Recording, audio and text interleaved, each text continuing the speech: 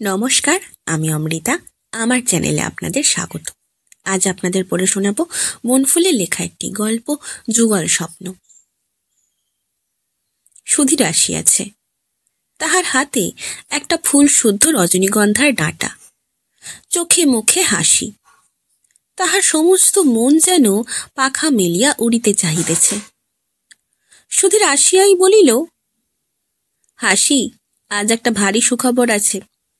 কি দেবে বলো, তা না হলে বলবো না। হাসি বলিল, বলুন না, কি কি দেবে বলো আমাকে। কি আর দিতে পারি আমি? আচ্ছা, আপনার রুমালে একটা বেশ সুন্দর এমব্রয়ডারি করে দেব। চমৎকার প্যাটার্ন পেয়েছি একটা। না, ওতে আমি রাজি নই। তবে কি চাই আপনার? চকলেট আছে, দিতে পারি। আমি কি কচি খোকা নাকি চকলেটে তুষ্ট হব? হাসি হাসিয়া ফেলিল, বলিল, তাহলে শুনতে চাই না, যান। এমব্রয়ডারি করে দেব বললাম, চকলেট দিতে চাইলাম, তাতে যখন আপনার।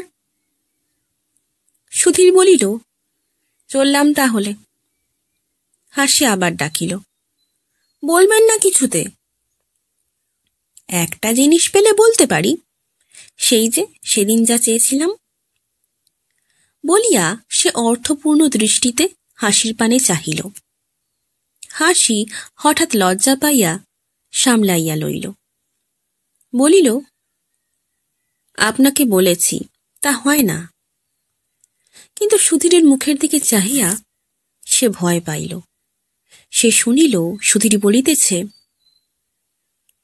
মনে করেছিলাম খবরটা খুব লঘু হাস্য পরিহাসের মধ্য দিয়ে প্রকাশ করব, কিন্তু পারলাম না। মাপ করো আমায়। শুনে এলাম তোমার বিয়ে সাঁতরাগাছিতে সেই পাত্রটির সঙ্গে ঠিক হয়ে গেছে। বলিয়া সুধীর চলিয়া গেল। হাসি ডাকিল, সুধীরদা, শুনে যান। সুধীর ফিরিয়া আসে নাই।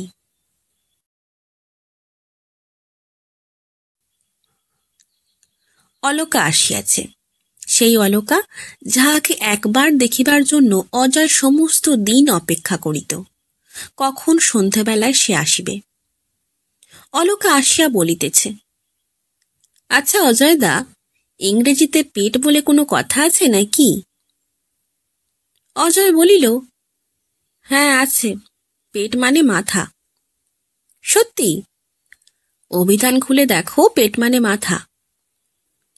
আমাদের বরুণাদি তাহলে ঠিক বলেছেন তো? অজয় বলিল, আচ্ছা, মুন্ডুর ইংরেজি কি বলো তো? অলকা মিটিমিটি তাকাইয়া বলিল, হেড মানেও তো মাথা, মুন্ডু মানেও তো মাথা। অজয় হাসিয়া বলিল, এই বুঝি তোমার বাংলা ভাষার জ্ঞান? মাথা আর মুন্ডু বুঝি একই বস্তু? অলকা হাসিয়া বলিল, তফাৎ কি?